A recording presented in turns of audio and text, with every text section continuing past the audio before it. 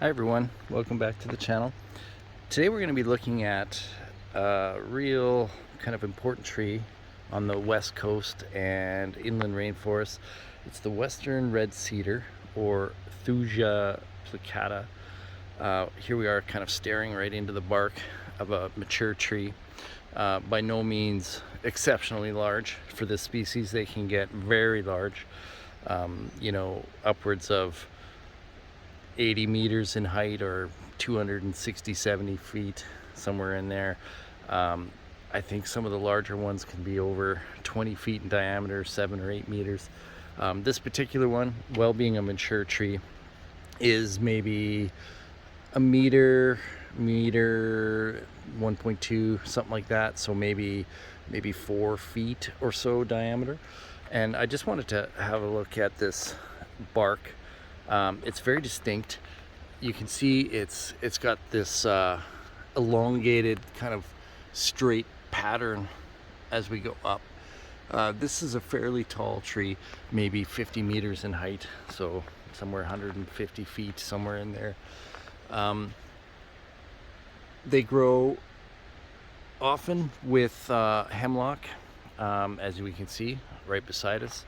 There is western hemlocks growing in logs among the moss and sword ferns.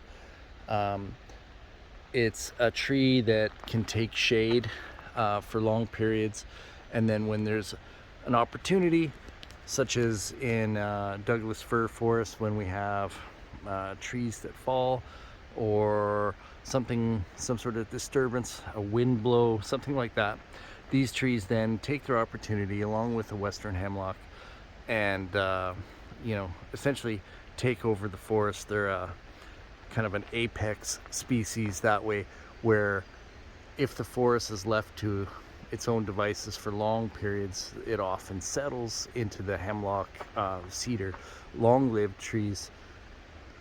Examples up to 1500, maybe even older, 1500 years in some cases. They actually aren't terribly easy to date.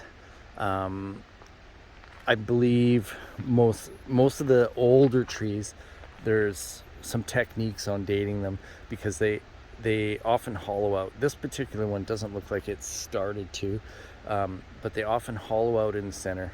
They have like a heartwood rot, and kind of have almost like a shell around them. So coring and that type of thing is a little bit harder to date them. So let's take a look at a few others in the area.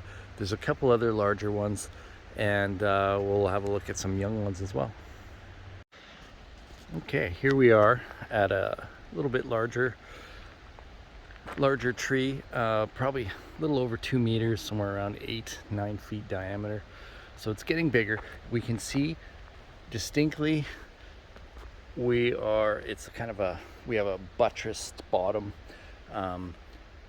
It's starting to hollow out in the center.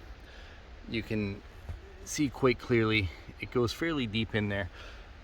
One of the really interesting things about cedars is they can be such a important tree for animal species. Some of the larger ones even have bear dens in them, this type of thing. So it's really important to keep these large kind of wildlife trees intact. This one was in an area with logging. For whatever reason, this one was spared, probably because it's got a distinct lean. It's, I guess, kind of an imperfect specimen, and it is broken at the top. It's hard to say how tall it is right now. Probably somewhere in the 30-meter range, little over. Very distinct lean, but really interesting. It's got some large branches coming off at the top, and you can see large strips of bark hanging down. It's hard to say. I'll just kind of point here. Where are we here? Yeah, right there. Those are large strips of bark that have come off. And one of the interesting things about these trees is First Nations people, they were so important to their culture and their life. lifestyles, they use the bark, the wood, the bracts, the cones, all parts of this tree for so many things. One video in the future I really want to do is to look at some of the trees that were used culturally by First Nations people that are still around. They were often very careful to take what they needed, leave the tree to live on. And we see trees that were culturally altered, meaning bark was stripped or these types of things. Maybe some heartwood was taken in some sections, this type of thing. But the tree was left to live on, and this was clearly done on purpose as a kind of a renewable resource that they could use again and again. So in a future video, we're certainly going to look at that. But this particular tree is pretty impressive to stand beside. But like I said, the loggers decided to leave it, and we're going to take a look at a stump in a second here with some interesting logging technique, scars, and that type of thing. Okay, here we are at a stump, and as is typical on a stump, this was logged over 100 years ago, maybe 120 years ago. But we have hemlock seedlings that are on the stump growing. They would have grown very slowly in this deep shade here, but what we can see down the stump, now this particular one was probably somewhere in, maybe 2 meters, 2.5 meters in diameter, so less than 10 feet. But we see this scar here where the loggers would have inserted their springboard to make the cut above here. So kind of an interesting thing to see when you see these stumps. You can kind of date some of the logging practices by seeing scars like this. So kind of an interesting thing. Okay, here's something kind of interesting. Just maybe get into it gets us into the mindset of what the lumber company was looking for back when this area was logged. So we have a large Douglas fir, which when this was logged 120 years ago would have still been a large Douglas fir, but it's right next to a large Western Red Cedar stump, and we can again see the where the springboard was notched into the wood, into the stump. But it does look like that they were, I guess, preferentially logging old growth Western Red Cedar in this area when they were, for whatever reason, and left some of these large Douglas firs, which we can see right there. This is a very large Douglas fir. Yeah, they left the Douglas fir, thankfully. So we have still some pretty spectacular ancient trees here. But yeah, it gives us a little insight on what they were looking for back then. Okay, here's another area of kind of prime habitat. It's a gorge over the Capilano River, which is pretty spectacular, as you can see. It just gives us a little wider view. We can see we're surrounded by Western Red Cedar. There's also hemlock, but it just gives us a real good idea. They will grow clinging to rocks, that type of thing, as long as there's adequate moisture, both in the soil and in the atmosphere. High humidity is a must, especially areas where it gets colder. It's sometimes harder to grow species like this. But yeah, just wanted to give a little bit of a wider view of some prime Western Red Cedar habitat clinging to the gorge walls, along with its constant companions in this area, which is the western hemlocks. Okay, so here we have a smaller tree, maybe 2.5 feet wide, maybe a little less than a meter. But I just wanted to show this because it really shows kind of this undergrowth and the habitat that these trees thrive in. So again, very wet rainforest area. This is on the north shore of Vancouver, and it gets a lot of rain in the winter and a lot of snow in the mountains. And that snow, as we described in another video, kind of seeps into the ground up high.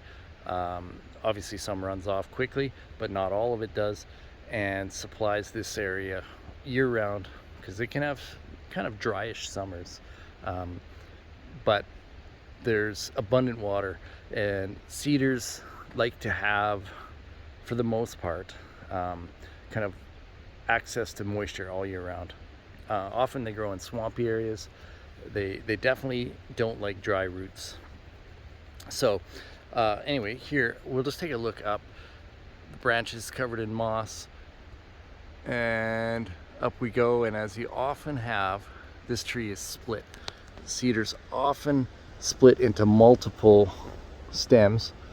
Often the old growth cedars have broken tops because of stuff like that. Sorry, my finger was in the way there. But yeah, just wanted to kind of show this one. We're a little far enough away, you can really see this kind of the environment that these trees thrive in, along with western hemlocks, which it's surrounded by western hemlocks and other cedars. Also, like we said, there are a few enormous Douglas firs in the area. They would have been here before the cedars generally. Yeah, so really really interesting. So now we're going to try and take a closer look at the foliage and a younger tree. All right, here we have perfectly leaning towards us a young Western Red Cedar. We're going to have a look at the foliage. I think they're referred to as bracts, not needles or anything else like that, but we can see the older growth and this bright green new growth from this year. Just a nice kind of soft, there's nothing, no kind of like thorns or nothing poking like some of the I guess the species that looks very similar, that grows a little bit higher altitudes, is the yellow, common name yellow cedar, which is actually a cypress. They have a little bit sharper bracts. These are very soft, and unfortunately I'm not able to show any of the cones this time of year. It's late May, and the cones appear in the fall, as most species in this area. So unfortunately we aren't able to get a cone. I might be able to find one somewhere, but they're very small, maybe a centimeter, kind of like half an inch long, maybe half of that wide. So for such a giant, it's kind of interesting that the cones and seeds are so small. But again, just a really incredible tree, and it won't be the last time I film this tree, this species. I want to take a look again, like I said, at some culturally altered trees and some of the really spectacular giants. These, all that we've seen today, are fairly typical for a mature forest. Nothing necessarily spectacular about the size, but when we do come across some of the giants, some of the true giants, they're awe-inspiring. So we will do further investigations on this tree, but that's it for now. So thank you for watching.